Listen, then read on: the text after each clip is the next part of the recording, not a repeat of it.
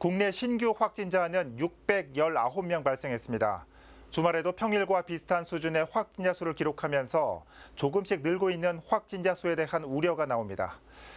날씨가 더워지며 마스크 쓰기가 힘들어지고 있는데요. 서울시는 여름철 종합 대책을 발표하고 빈틈없는 방역망을 만들겠다는 계획입니다. 취재 기자 연결해 보겠습니다. 이주엽 기자. 네, 보도국입니다. 네, 먼저 코로나19 국내 발생 현황부터 정리해 주시죠. 네, 17일 0시 기준 국내 코로나19 신규 확진자는 619명 발생해 누적 확진자는 13만 2,290명입니다. 사망자는 3명 늘어 누적 사망자는 1,903명으로 집계됐습니다. 국내 발생은 597명, 해외 유입 사례는 22명인데요. 이 중 서울에서는 195명, 경기에서는 150명이, 인천에서는 14명의 확진자가 발생했습니다.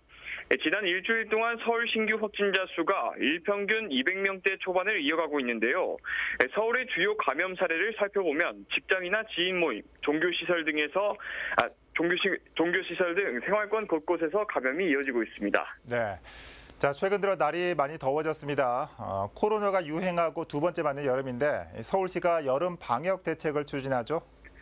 네, 그렇습니다. 서울시는 지난 토요일인 15일부터 오는 10월 중순까지 보건, 폭염, 수방, 안전 4개 분야에 걸쳐 여름철 종합대책을 시행합니다. 이 중 보건 분야의 내용을 살펴보면 우선 오는 10월까지 18세 이상 서울 시민의 70%가 백신을 접종할 수 있도록 나설 계획입니다. 또 대규모 집단 감염에 대비해 병상도 추가로 확보했는데요. 지난해 대비 감염병 전담병원은 190%, 생활치료센터는 150% 증가한 병상을 운영합니다. 특별 대책 기간 동안 대중교통에서는 거리두기 단계를 떠나 항상 심각 수준에 준하는 방역을 시행하는데요. 내부 방역 소독을 철저히 하고 지하철 역사 내 환기를 위해 공기 개선 장치도 추가로 설치할 예정입니다. 이외에도 거리 노숙인을 위한 무더위 쉼터를 운영하고 한강시민공원에서 취식이나 음주를 자제시키는 안전 문화 캠페인 등을 진행할 계획입니다. 지금까지 보도국에서 전해드렸습니다. 네, 이주엽 기자 잘 들었습니다.